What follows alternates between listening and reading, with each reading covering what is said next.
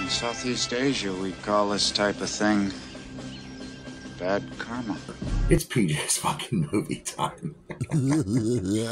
Every week, every Monday, I drop a fucking movie review. You guys watch it. Some of you like it. Some of you share. Some of you don't, and that's cool. I will never force you guys or guilt shame you into doing any of that bullshit. But if you do, I really appreciate it. And today I consider this a summer movie. For some reason, these are movies that I watch a lot in the summer, and it kind of gives me a summer feeling. So this is one of them.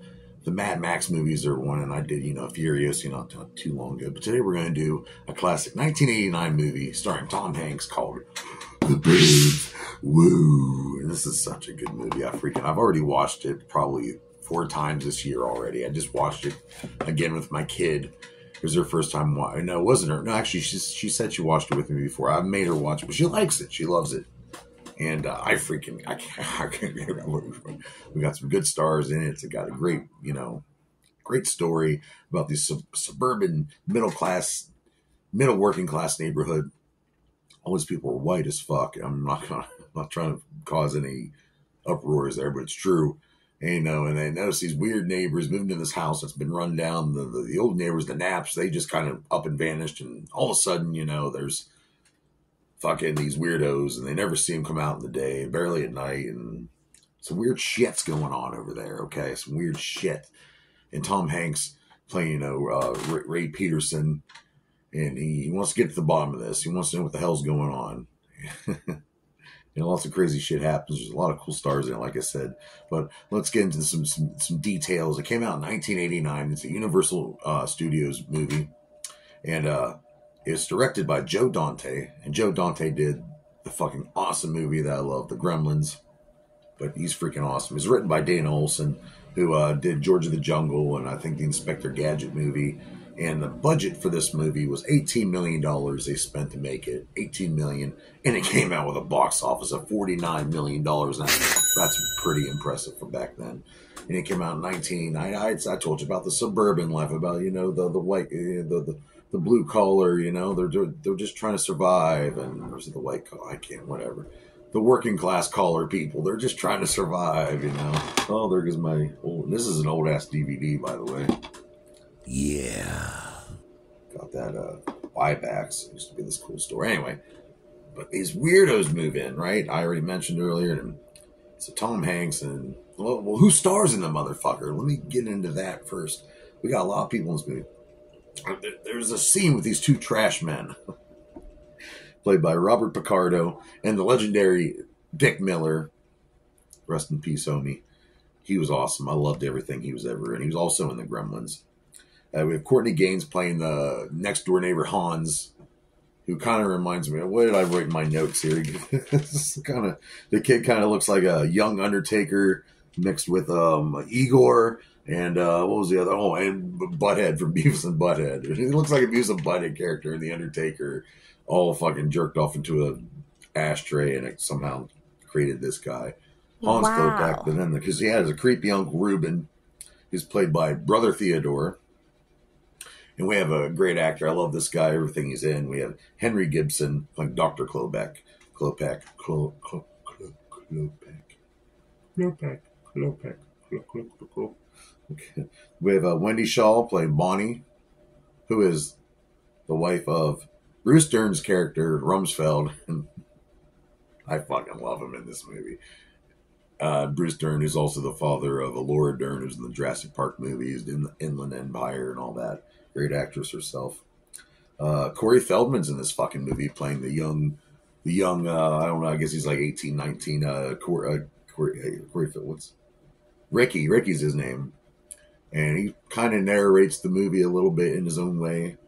One of the funniest guys, I love this guy, Ricky Ducommun.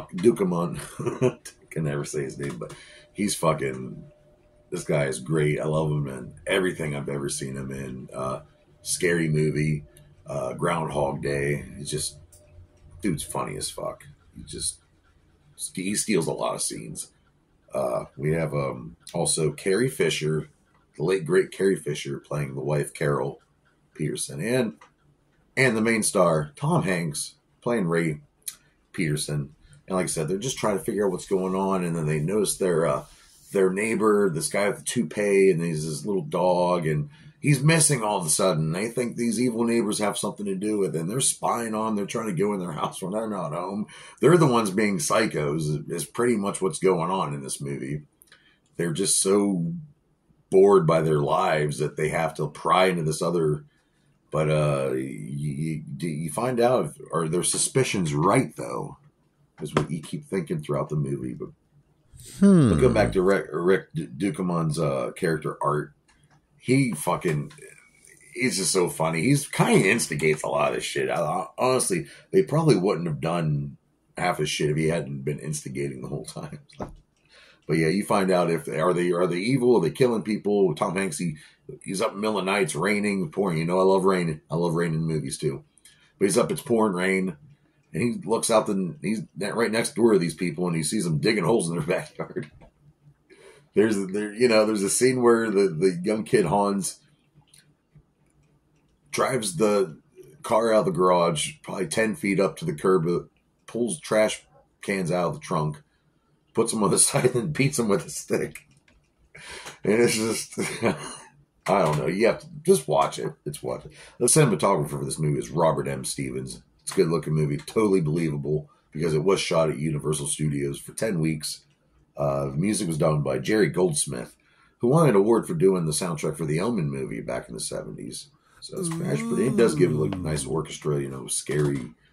There's this one scene where Ray's having this fucked up nightmare. It involves chainsaws and being barbecued by the neighbors and druids, and Satan is good. Satan is a friend. I want to kill everyone, or whatever the hell he's saying. The writer talks about the writer. Dana Olson grew up in a middle class, working class neighborhood, and he said he had its share of psychos, and I guess there was a murderer that was in his neighborhood, and or there was talks of it, and so kind of based on some the whole middle class white picket fence, grass is always mowed, family unit. It's not as perfect as it is to the eye. There's a lot of dark things behind that whole scene there.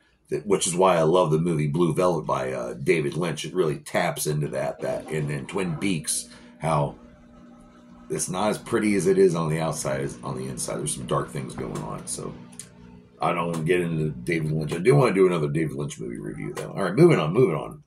The production designer was James Spencer, and he did a lot of production for Poltergeist and The Gremlins as well. So there's a lot of times with The Gremlins here because it really does have that good look. They filmed it there at Universal Studios. If you want to get a good, for some reason you can't find this on digital right now. I think you might be able to rent it, but you can't buy it on digital. But Shout Factory made a Blu-ray edition if you want to be able to find that on Amazon or maybe even eBay or whatever. But some cool things here. I love the opening scene, the Universal shot, and they show Earth, and it kind of zooms in all the way down to that little neighborhood. At the end of the movie, zooms all the way back out into outer space. That's really cool. I really enjoyed that.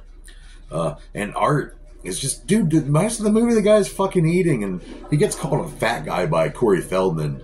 And I mean, yeah, he's chubby. I wouldn't call him fat, but the dude's fucking eating. He eats like 3 plates of breakfast. He eats like cold ribs. And there's a scene here where the son of Ray, and they're just eating food, and they're like talking, they're gossiping about how evil these people are in this house next door. It's freaking crazy. I love Art, though. He's freaking, I love Rick Dukeman. I noticed, like I told you, Hans looked like the Undertaker's kid mixed with Beavis and Butthead and Igor. And there's it's just cool. Corey Feldman drinking beer with the guys. And honestly, I don't think that he's 21 yet. I mean, I don't know. He could have been. But I just think it's funny that he's out here drinking with these adults. He looks up to these guys. He looks up to Ray and the crazy Rumsfeld and all that. And Tom Hanks has great physical comedy in this. And you can just tell he's frustrated. You can tell he's overworked. He's on vacation. That's what's going on. He's on vacation. He takes a week off of work. His wife wants to go to the cabin with the kid and all that. And he wants to stay there and spy on these neighbors and find out what the fuck's going on, why they're digging holes in the backyard at 3 a.m. in the morning and shit like that. But his wife's he's just sitting out back drinking. He's got a hangover. He gets sick. He's just so frustrated. But you could really, the good acting by Tom Hanks there, really good. The explosion scene was pretty crazy. They had to freaking I hope that looks like it went off without a hitch. There's a cool explosion scene. You see Tom Hanks walking out of the rubble, half dead, and it's pretty impressive. And I love at the very end. And I'm trying not to spoil anything. I mean, I know go see the fucking movie. Go rent it. Have your friend Lee or Jim Ball download it for you. Everybody has that bootleg buddy out there. Find the Burbs and watch it. It's a good movie. But yeah, at the end when Rumsfeld fucking catches Hans, the kid from next door, he's like, "Hey, Pinocchio," and fucking he like hits him hard. It looks like he goes down at his back. They both go down hard though. Maybe I can pull it up here and show you, but it looks like they're gonna fuck each other after that. But Bruce Dern, God bless you for that role. But yeah, all around great movie. I love this movie. I've watched it probably 200 sometimes. I love it. It's great. It makes me the opposite of flabbergasted, if that's a word. If that's a word, put that down in the comment. The opposite of flabbergasted. But I'm PJ Bozak, and I'm going to have to rate this fucking movie 5 out of 5 dog dicks. That's an epic rating, yo. So join me here next week. A few weeks ago, I was supposed to do a trauma review for the movie Terror Firmer, directed by Lloyd Kaufman from Trauma Studios there in New Jersey. My friend Mike Wood ran into some health issues. He's A-okay now. So next week, we're finally going to get that long-awaited Terror Firmer movie review for PJ's Movie Time. And I will see dog dicks and little chicks next week here. PJ's Movie Time. Now get out of here. Go heat up a Hot Pocket or some shit. Hey now.